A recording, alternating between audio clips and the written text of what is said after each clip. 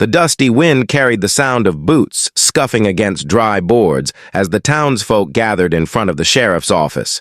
The sun beat down, merciless, casting long shadows that stretched across Main Street.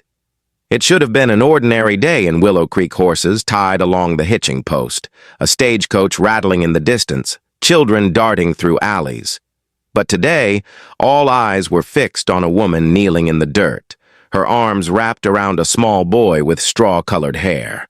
Her dress was plain, faded from too many washings, and her bonnet had slipped, revealing tear-streaked cheeks. She was holding on with all the strength she had left, her voice breaking like glass as she begged. "Please, don't take my child away," she cried, her words trembling through the crowd. "He's all I have left. Please." The boy buried his face in her shoulder, clutching her sleeve like a lifeline. The men from the bank stood like stone, unreadable, their paperwork folded neat and sharp as their intentions. They had no room for mercy. Her late husband's debts had to be settled, and they had decided the boy would be sent away, a cruel, unfeeling answer to a life that had already lost too much. The sheriff shifted uncomfortably, spitting into the dust, but made no move to intervene. The law was the law. From across the street, leaning against a post near the livery stable, stood a tall figure. Broad-shouldered, hat tipped low, his face shadowed, his silence louder than any word. He had watched the widow before, how she struggled to keep her small homestead alive, how she faced down the world with nothing but stubborn grit. But today she was breaking, and still he said nothing, not yet. The townsfolk whispered among themselves, pity softening some eyes, indifference hardening others, a widow, a child, and a debt too heavy to pay. It was a scene the West had witnessed too many times, but as the boy whimpered and the widow's sobs caught in her throat, the rancher's hand twitched against his side. He had lived his life keeping his distance, speaking little, building fences instead of friendships. Yet something inside him stirred something that would not let him turn away. The boy's cry cut through him sharper than any knife. He straightened, dust rising as he pushed off from the post. Silent as a shadow, he took one step forward, and the crowd hushed. The widow lifted her tear-stained face, her eyes catching on the tall figure moving toward her. For the first time that day, hope flickered, thin and trembling, like a flame fighting against the wind. The widow's name was Clara Whitfield, though most of the townsfolk simply called her the poor Whitfield woman. Pity was a cold thing in Willow Creek. People clucked their tongues at her, but few had ever stepped foot on her lonely farm. Clara had not always looked so worn. There was a time, not too long ago, when her cheeks carried the flush of laughter and her hands smelled of fresh bread. She had been a wife, a mother, a woman with a small dream of raising her son, Samuel, in a house filled with warmth. Her husband, Daniel, had been a hard worker, but not a lucky one. He'd borrowed money for cattle one spring, believing the herd would bring them through the year. But that was the year a sickness swept through the valley, killing half the livestock before they could be sold. Daniel tried again the next season, but a flash flood carried off the fence line and left them with nothing but mud. Debt piled high as haystacks, and Daniel carried it on his shoulders until the day his heart gave out while fixing the barn roof.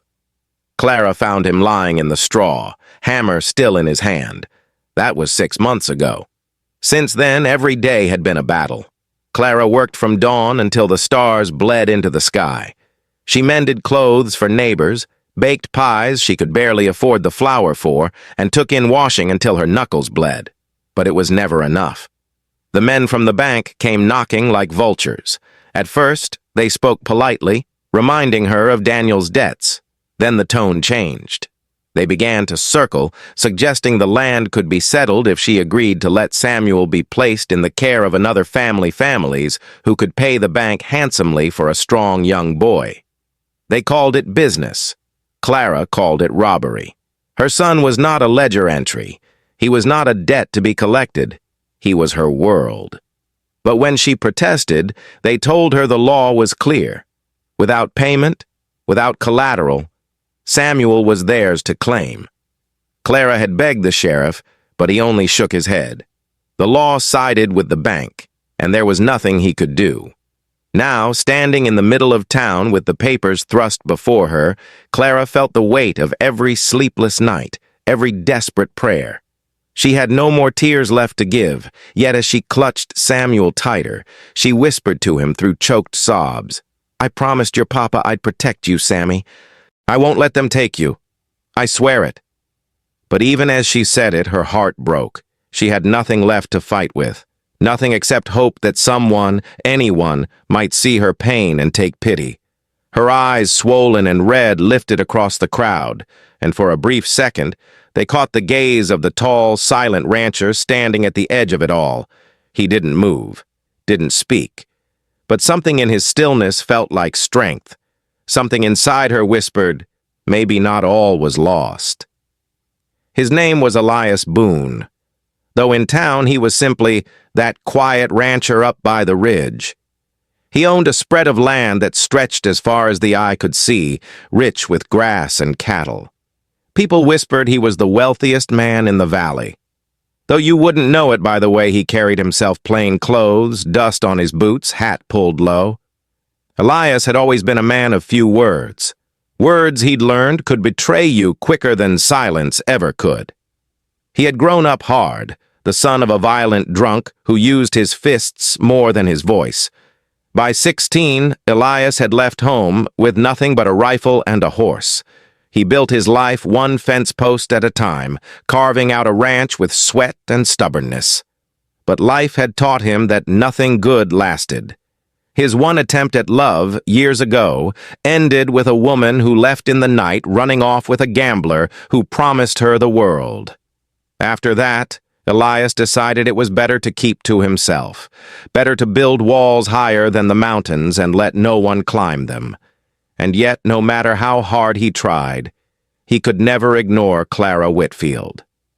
He had watched her from afar long before Daniel died, the way she walked with pride even when her shoes had holes, the way she laughed softly with her son, as though the world wasn't cruel. After Daniel's death, Elias found himself riding past her farm more often, telling himself it was just to check his fences, though he always slowed when he saw her struggling alone in the fields. He admired her fire, even in her sorrow, and he respected her fight. But he never said a word, because Elias Boone knew what happened when people leaned on him. He failed them. He had failed his mother when he couldn't protect her from his father. He had failed the woman who once trusted him with her heart. Silence was safer. Distance was safer. Still, today was different.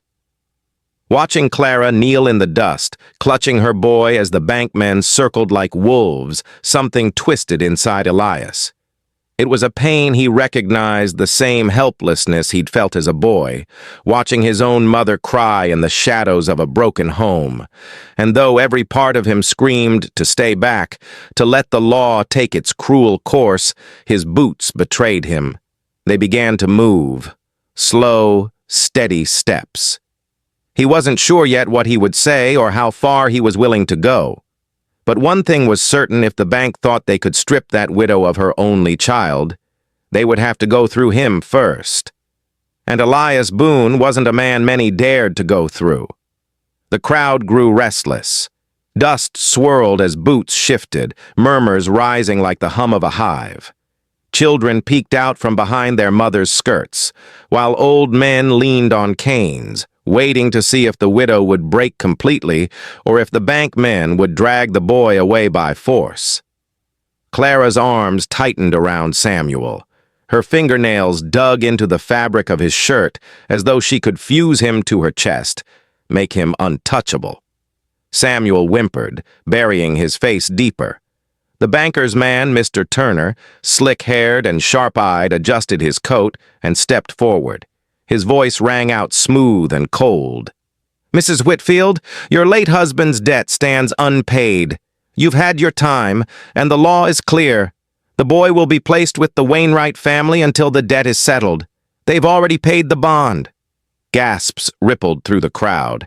Everyone knew the Wainwrights a family with too much money and too little kindness. To them, Samuel would be another farmhand before he was even grown. Clara shook her head, desperation cracking through her voice. "No! You can't! He's all I have! Please, I'll find a way. Just give me more time." Turner's lips curved into something like a smirk. "Time is a luxury you don't have, widow." The sheriff shifted uneasily but didn't raise a hand. His badge shone in the sun, but his courage had dulled with years of serving the powerful. Clara felt her strength slipping. She had no money, no allies, no power. Just Samuel's trembling body pressed against hers.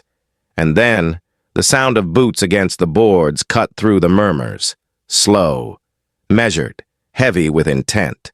Elias Boone stepped forward from the edge of the crowd, the brim of his hat casting his face in. Shadow. For a moment, silence fell. Even the wind seemed to pause. Turner frowned, adjusting his papers. "Mr. Boone, this isn't your concern." Elias stopped a few paces from Clara, his tall frame casting shade over her and the boy. He looked down at her, then at Turner, and finally let his eyes sweep over the crowd. His jaw worked, but he said nothing at first. The silence stretched, taut as a drawn bowstring. Then, in a voice low and steady, Elias spoke. "It's my concern now." The words were like thunder rolling through the square. Simple, final. Turner blinked, thrown off balance. "Your concern? What exactly are you implying, Mr. Boone?" Elias didn't flinch. "I'm saying you'll not lay a hand on her boy. Not today. Not ever." A murmur of shock ran through the crowd. Turner's face darkened. "And how do you plan to stop the law, Boone? The debt is clear. Papers are signed." Elias reached into his coat, not for a gun but for a folded envelope. He tossed it at Turner's feet. Dust puffed up as it landed. "There's your payment, every cent of it. Debt's cleared." The gasp that followed was louder this time.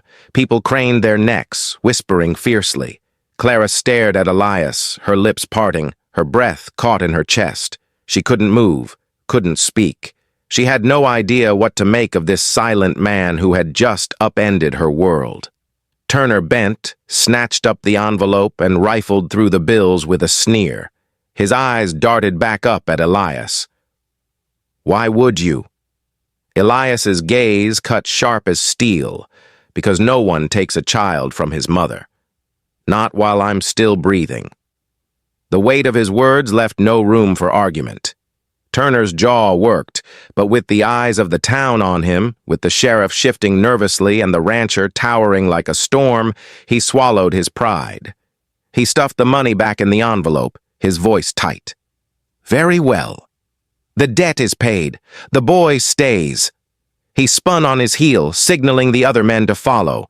Their boots clattered away, swallowed by the murmurs of the crowd. Clara clutched Samuel tighter, tears streaming freely now. Relief, disbelief, and something else, something she couldn't yet name, filled her chest. She looked up at Elias. Her lips trembled. "Why?" she whispered. Elias met her gaze, his face unreadable. For a long, breathless moment, he didn't answer. Then he tipped his hat slightly and murmured, "Because some things are worth saving." And with that, he turned, as if ready to vanish back into the dust. But the widow knew her life had just been changed forever. The crowd slowly drifted apart, their voices trailing off like the low murmur of bees moving down the street. Some shook their heads in disbelief, others whispered with excitement, and a few cast disapproving glances, already turning today's spectacle into tomorrow's gossip. But Clara heard none of it. Her arms still clutched Samuel, who was trembling against her, too young to understand debts or lawmen, but old enough to feel the fear of almost being torn away. She kissed the crown of his head, whispering, "It's all right, my love, you're safe." When she finally looked up, Elias Boone was already turning to leave. Her throat tightened. He had saved her world, and now he was walking away as if it meant nothing. She shifted Samuel to her hip and hurried after him, her boots kicking up small clouds of dust. "Wait!" she called, her voice shaking.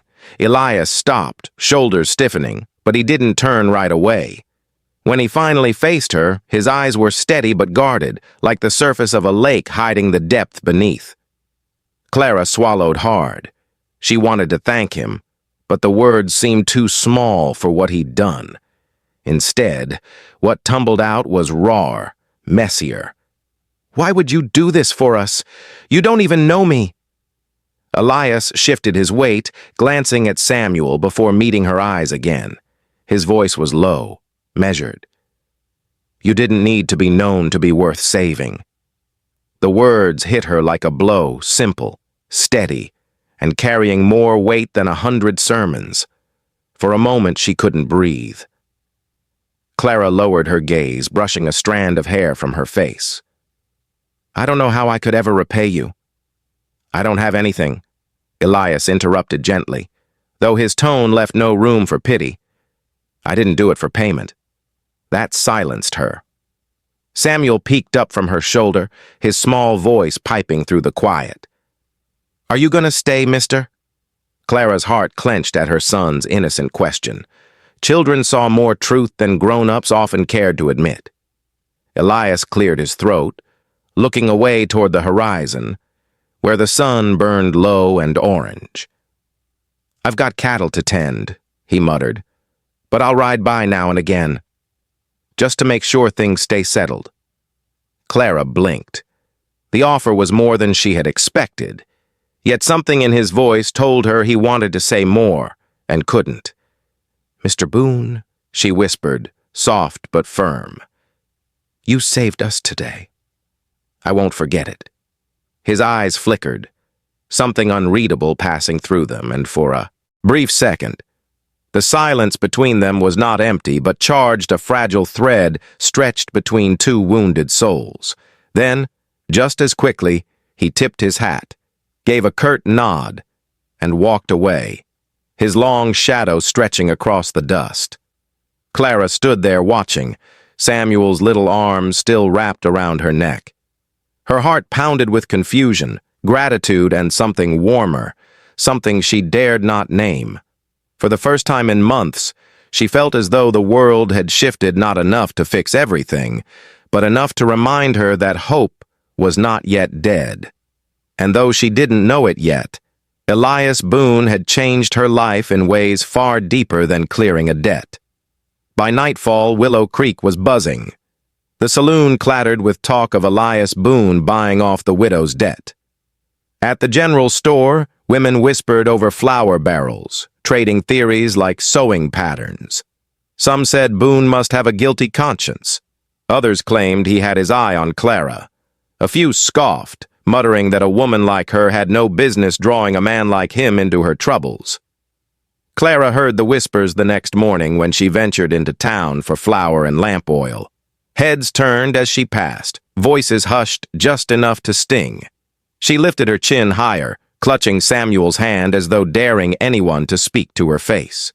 Pride was a thin armor, but it was all she had. At night, when Samuel was asleep, she sat by the small fire in her cabin, staring at the flickering flame. Gratitude warred with fear in her heart. Elias Boone had saved her son, but what did it mean? Why would a man so silent, so untouchable, risk his wealth and his name for her? She wanted to believe it was kindness. She wanted to believe it was something more. But her life had taught her that nothing came without cost. A knock startled her from her thoughts. She rose, heart-thudding, and opened the door. Elias Boone stood there, hat in hand, the firelight painting shadows across his rugged face. He didn't step inside, just stood firm on the porch, as if unsure whether he belonged. Clara's breath caught. "Mr. Boone Elias," he corrected quietly. Silence hung heavy between them, broken only by the chirp of crickets in the grass. Finally, Elias spoke, his voice low. "The town's gonna talk, they always do, but let them. You don't owe them anything." Clara's eyes shimmered in the firelight. Why are you really doing this? No one spends that kind of money without wanting something in return. Elias's jaw tightened, his gaze falling to the floorboards, then rising to meet hers with quiet fire. I don't want your land. I don't want your debt. And I sure as hell don't want thanks I don't deserve. All I want is to make sure no one ever hurts you or that boy again. Clara's chest ached at the raw honesty in his words. Her throat burned with all the things she wanted to say but couldn't. Samuel needs someone steady, Elias added after a long pause, and maybe you do too. The meaning lingered in the air, unspoken but undeniable. Clara's hand tightened on the doorframe. She wanted to step forward to bridge the distance, but fear of hoping too much kept her rooted. Still, the warmth in Elias's eyes told her this wasn't pity. It was something deeper, something dangerous, something real. At last, she whispered, her voice trembling but firm. Then stay. Not just to watch. Stay for us. The silence that followed was thunderous in its power. Elias's eyes softened, and for the first time in years, a ghost of a smile tugged at the corner of his lips. He reached up, gently removing his hat as if laying down a shield. And though no vows were spoken, though no papers were signed, Clara knew something unbreakable had been sealed that night. Her world had shifted forever, and the widow who had once begged for mercy now found herself holding on to hope, the kind of hope that could grow into love. Thus ended the first chapter of Clara Whitfield and Elias Boone's story, not with the clang of violence or the cruelty of the law, but with a silent promise between two broken souls who had found in each other something worth saving. The West was still a hard land, and danger lurked beyond the horizon. But for now, hope burned brighter than the fire in Clara's hearth. And perhaps love had finally found its way into both their hearts.